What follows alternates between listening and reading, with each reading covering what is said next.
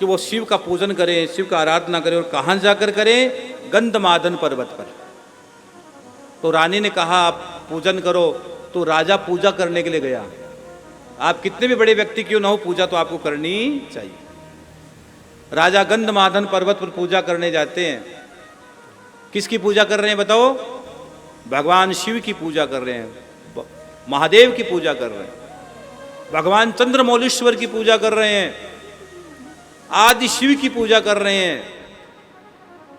और पूजा करते करते करते करते जब महाकाल राजा प्रसन्न हो गए, महाकाल राजा प्रसन्न हो गए, तो महाकाल राजा ने कहा, भगवान शिव ने कहा कि हे राजा, हे राजेंद्र सुनो, तुम अवंतीपुरी जाओ, यानी कि उज्जैन जाओ। तुम अवंतीपुरी जाओ, वहां तुम्हारे सुंदर पुत्र की तुम्हें प्राप्ति होगी, एक पुत्र तुम्हें मिलेगा। मेरे आदेश से बादल जब मरुप्राय प्रदेश में कुशस्थली के निकट जाएंगे और वहीं तुम्हें 4 समुद्र एकत्र दिखाई देंगे। उज्जैन जाओगे, कुशस्थली यहाँ इसी क्षेत्र में जब आओगे तो तुम्हें 4 समुद्र दिखाई देंगे। ये भगवान शिव कहते हैं तुम्हारे प्रार्थना करने पर वे सभी समुद्र अंश कला के द्वारा, क्या लिखा भैया? अंश कला के द्वारा वहां सदा निवास करेंगे। ऐसा कहकर महादेव जी अंतर ध्यान हो गए। राजा सुद्युम्न ने अपनी पत्नी के साथ इसी कुशस्थली में आए, उज्जैन में आए, अवंतिका धाम में आए और वहां उन्होंने राजस्थल के समीप चारों समुद्र को आया हुआ देखा। जब यहां पधारे तो उन चारों समुद्रों को देखा राजा ने। जैसे ही राजा ने चारों समुद्र को देखा तो उन्होंने सबको नमस्कार किया, प्रणाम किया। राजा ने चारों समुद्र को प्रणाम किया। और जो भी ये जितनी भी चीजें निकली समुद्र से निकली है भैया, जो हमें जो चीजें मिली है समुद्र से मिली है। तब समुद्र बोले, हे राजन, कोई उत्तम वरदान मांगो। राजा ने जब समुद्र को प्रणाम किया, चारों समुद्रों को प्रणाम किया कि राजन कोई वरदान मांगो, कौन सा वरदान चाहते हो? तब उन्होंने शुभ लक्षणों से युक्त पुत्र भी कैसा मांगा है? क्या कथा कहती है? समस्त शुभ लक्षणों से युक्त पुत्र मांगा। अब मांगना ही नहीं आता है। यहां देखो कितनी अद्भुत बात है। सभी शुभ लक्षणों से युक्त पुत्र मांगा कि मेरा पुत्र हो, लेकिन वो भी सभी शुभ लक्षण हो, उसमें कोई अवगुण नहीं हो, भगवान का भजन करने वाला हो, भजनानंदी हो, ऐसा मेरे बेटा हो। और कहा कि हे प्रभु, जब तक ये पृथ्वी स्थित है, राजा क्या कहते हैं समुद्रों से कि जब तक ये पृथ्वी स्थित है तब तक इस राजस्थल के समीप आप लोग सदा निवास करें, हमेशा के लिए आप यहाँ रहो। जब तक पृथ्वी है तब तक आप यही उज्जैन में अवंतिका धाम में आप निवास करें, आप रहें। ये कथा में लिखा गया। समुद्रों ने कहा, राजन, ए सुद्युम्न सुनो राजन, जब तक इस कल्प का अंत न हो जाएगा, जब तक इस कल्प का अंत नहीं हो जाएगा तब तक हम सब लोग यहीं स्थित निवास रहेंगे, हम यहां ही रहेंगे, अवंतिकापुरी में ही रहेंगे।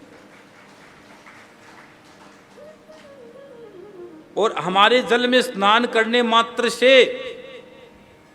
आप सुन लो, मैं यूं कोई बैठकर फालतू की बातें नहीं करता हूं, इसमें लिखी गई बात सुन लो, जो लिखा गया वही पढ़ के सुना रहा हूं। समुद्र कहते हमारे जल में स्नान करने मात्र से तुम्हें समस्त शुभ लक्षणों से युक्त पुत्र की प्राप्ति होगी और तुम्हारे सभी के सभी कष्ट और तुम्हारे सभी के सभी दोष कट जाएंगे, दोष कट जाएंगे, दोष कट जाएंगे। इसलिए यहां स्नान करो। जो 7 सागर यहां उज्जैन में हैं उसमें आपको स्नान करना ही चाहिए, उनके जल का आचमन करना ही चाहिए, वो अपने जीवन को धन्य बनाना ही चाहिए, अपने जीवन को धन्य बनाना चाहिए, अपने जीवन को धन्य बनाना चाहिए। ये जीवन की बहुत बड़ी कृपा है भगवान की।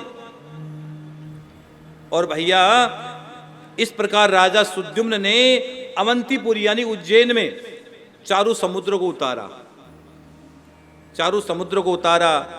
जो वहीं की यात्रा करता है, जो समुद्र की यात्रा करता है, उज्जैन की यात्रा करता है, उसका भैया ध्यान से सुनो, उसका पुण्य का फल सुनो।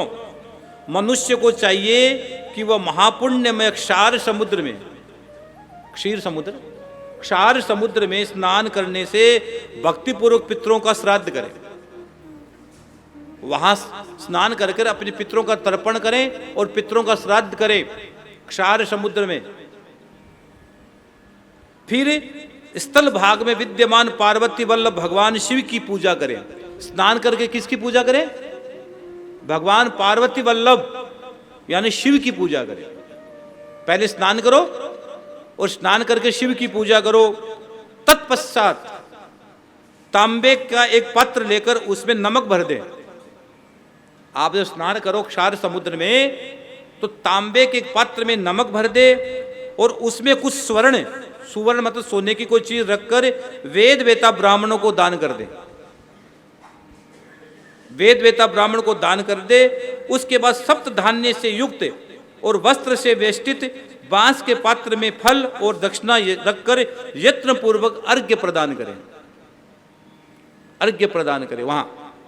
तदंतर क्षीर सागर में जाकर पूर्ववत स्नान करें, वापस स्नान करें, वापस स्नान करें और ताम्र के पात्र में दूध भरकर दान करें। यहां उज्जैन के बारे में बता रहा हूं। ताम्र के पात्र में दूध भरकर दान करें।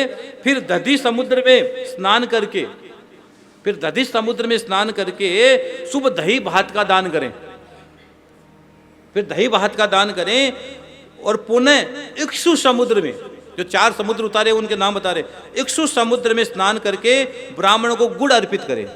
गुड़, ब्राह्मण को गुड़ अर्पित करें। इस प्रकार यात्रा करने के और इसके बाद यात्रा करके दूध देने वाली गाय का दान करें।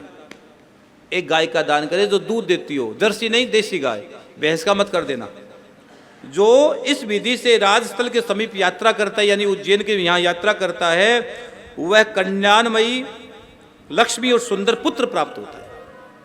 उसके घर में पुत्र की प्राप्ति होती है और कल्याणमयी लक्ष्मी, जो आपको, वो लक्ष्मी जो आपका कल्याण करेगी। लक्ष्मी के अलग रूप है भैया, बहुत प्रकार की लक्ष्मी है।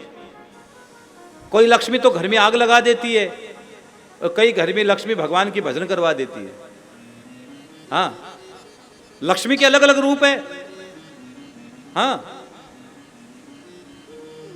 अलग अलग रूप लक्ष्मी के बताए गए हैं। इसलिए जो व्यक्ति, और मरने के बाद अगर 4 समुद्र में व्यक्ति स्नान करता है तो यहाँ लिखा गया मरने पर स्वर्ग लोक में चला जाता है। आप अगर नहीं समझ में आए तो अवंती खंड उठाकर केदार खंड में स्कंद पुराण में पढ़ लेना, आपको पूरी की पूरी कथा समझ में आ जाएगी। जो स्नान कर लेता है, यहाँ पर क्षिप्रा में स्नान कर लेता है, समुद्र के जल में स्नान कर लेता है, आचमन कर लेता है, इस चीज का जो मैंने लिखा है इसका दान कर देता है, तो उनके घर में बेटा होता है, पुत्र की प्राप्ति होती है, वंश बढ़ता है और उसके घर में आनंद की प्राप्ति, लक्ष्मी डेरा डाल के बैठ जाती है, रिद्धि सिद्धि सहित, ये कथा कहती है। समझ में आई कि नहीं आई बात? आई? तो इसलिए हमने आपको कहा कि अगर वंश वृद्धि नहीं हो रही है, घर में कोई तकलीफ चल रही, पहले कनक श्रृंगा था, ये कनक श्रृंगा के नाम से पूजी गई उज्जैन। फिर उसका नाम कुशस्थली हुआ कि कुशाओं के द्वारा ब्रह्मा जी ने यहाँ अग्निहोत्र किया। ब्रह्मा जी जब आए कि सबसे पवित्र जगह कौन सी है जहां मुझे यज्ञ करना है, आप कुश, डाब देखिए, डाब पवित्र होती है, सभी पवित्र कार्य में डाब को लिया जाता है, शुभ कार्य में डाब को लिया जाता है, तर्पण करते तो डाब को लिया जाता है। आप जब वो ग्रहण काल होता है तो डाब को ही छोड़ा जाता है, डाब को ही बोला जाता है कि डाब बहुत शुद्ध होती है, बहुत पवित्र होती है। तो ब्रह्मा जी ने पूछा कि ऐसी कोई जगह बता दो जहां पर मैं तप करूं, जहां पर मुझे हवन करना है। तो ब्रह्मा जी को कौन सी जगह बताई गई? यही अवंतिका धाम बताई गई, यही महाकाल वन बताया गया कि यहां कुश पर बैठकर आप हवन करो, यज्ञ करो, तो आपको समस्त कामनाओं की आपकी सिद्धि हो जाएगी, जो चाहोगे वो चीज मिल जाएगी। इसका मतलब उज्जैन में जो चाहोगे वो आपको प्राप्त हो जाएगा। और मैं तो औरों की बात नहीं कहता हूं भैया, मैं तो मेरे मालिक श्याम बाबा की बात कहता हूं। मेरे मालिक को जो वरदान दिए महादेव ने दिए, बात खत्म, बस। मैं इससे ज्यादा कुछ नहीं जानता। मेरे श्याम बाबा को जितने वरदान मिले हैं देवादिदेव महादेव ने और शिव और शक्ति की कृपा से मिले। मेरे लिए इतना ही काफी है। और सुनो,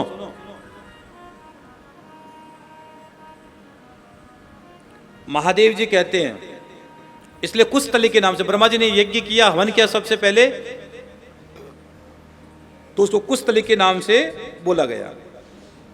और आगे चलकर अवंती धाम पड़ा और इसका नाम पद्मावती, उज्जैन को पद्मावती भी कहते हैं, पद्मावती और उज्जैनी के नाम से इसको जाना गया है, उज्जैनी के नाम से जाना गया है। सनत कुमार जी कहते हैं, सुनो, एक समय महादेव जी, ब्रह्मा जी, एक समय की बात है, महादेव भगवान शिव और ब्रह्मा जी सुवर्णमय शिखरों से युक्त अद्भुत पुरी का दर्शन करने के लिए भूतल पर आए। एक बार ब्रह्मा जी के और शिव जी दोनों ही आए। कहां पर है? जहां बैठे वहीं आए, घूंघट गार्डन में। आज ये तो नाम बदल गया। अब एक बात बोलूं, नाम तो आपने दिया है, बाद में दिया है, मूल नाम थोड़ी है ना। अब मान लीजिए किसी ने कोई आभूषण पहन रखा, कोई भी, जैसे कान में क्या बोलते, अब कान में क्या पहनते हो, बोलो ना, कुंडल मत पहन लेना, बाबा जी बन जाओगे, हैं? बाली पहनते हो, कान की बाली, नाक में नथनी, हाँ, हाथ में सोने की चूड़ी पहनते हो।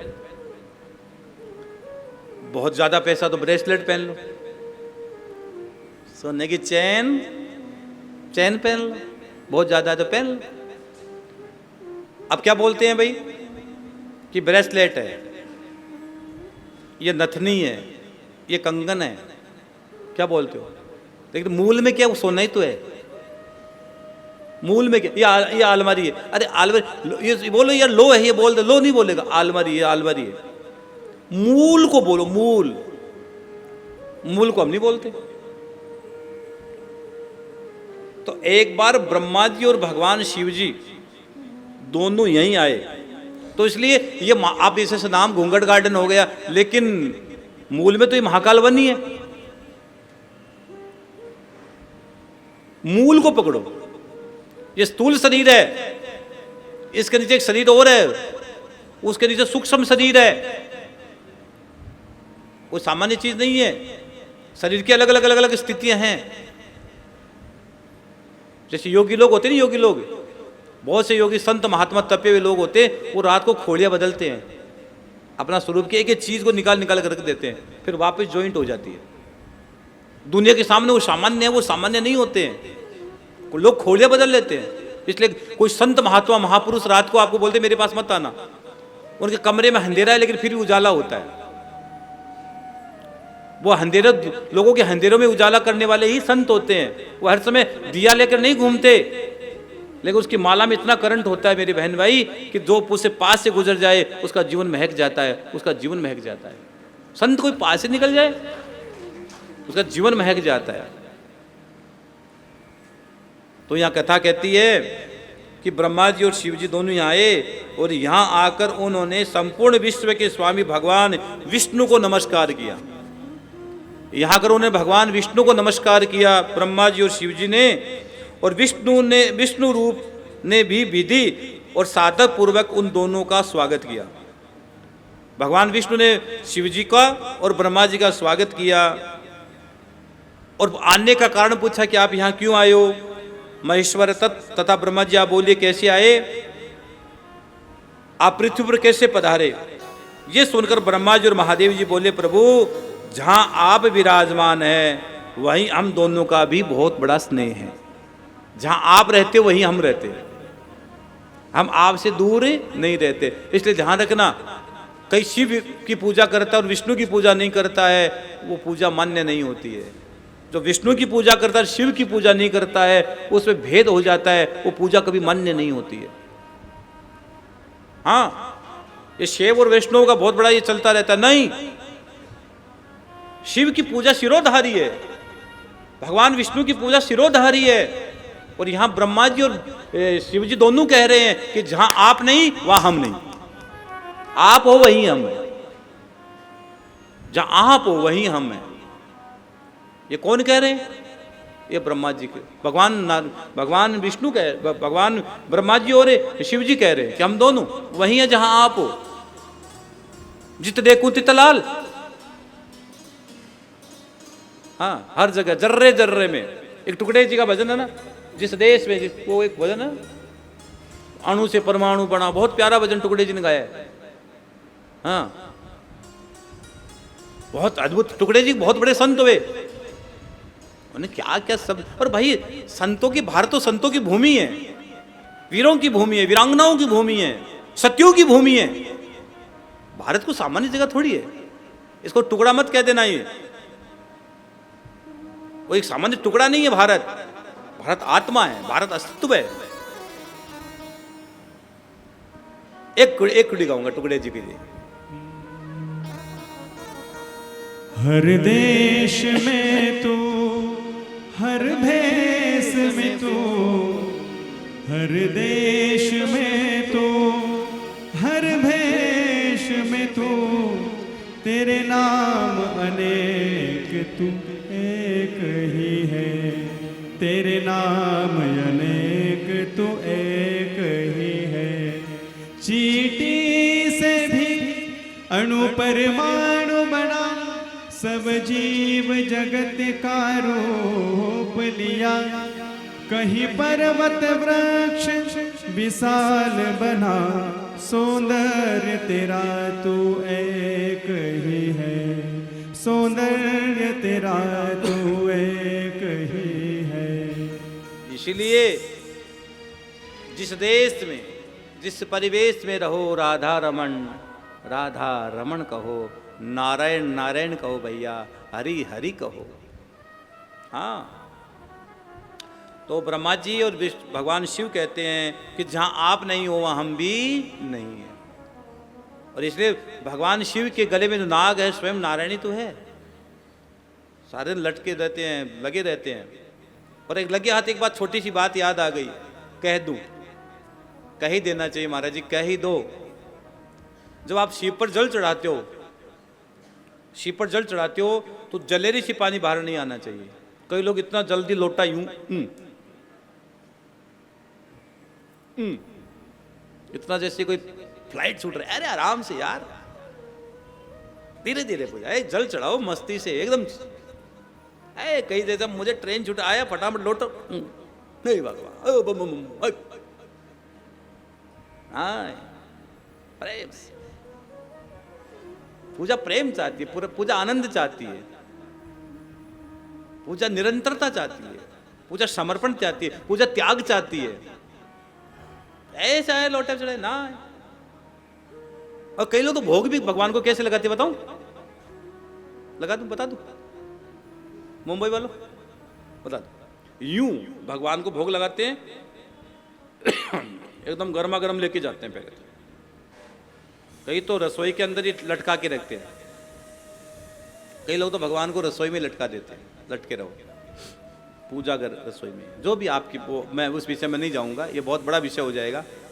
तो रसोई में जो चीज़ बनी, जो भी बनी आपके घर में, जो बनी गरम गरम, एकदम गरम गरम, और भगवान के सामने लेकर जाएंगे, यूं जाएंगे, यूं रखा। देखो इधर, देखो ध्यान से देखो, पक्का देखो। ए ए ए ए ए ए ए ए ए ए रखा, रखा, उठाया। अरे यार, तेरे सामने रोटी रखू, उठा ले। फिर बोले भगवान तो भाव की भूखे ले, तू खा ले भाव। ये झंझट है यार, ये क्यों? भोग जब भगवान को लगाओ तो श्रद्धा से की चीज रखो, मस्ती से पर्दा करो, बैठो उसके सामने, बातें करो। जैसे बच्चे को माँ भोजन खिलाती है ना, ऐसे प्रेम से भोजन आरोगे, ठाकुर भोजन पाएंगे। हाँ, जैसे भाई कर्मा रोज खिचड़ा खिलाती थी, रोज रोज किसी ने कर्मा से पूछा, कर्मा सुन, तेरे आगे पीछे कोई नहीं, तेरा मरने के बाद तेरा अंतिम संस्कार कौन करेगा? तो भाई कर्मा कहती जो खिचड़ा खाता वो करेगा। क्या कहती है कर्मा भाई?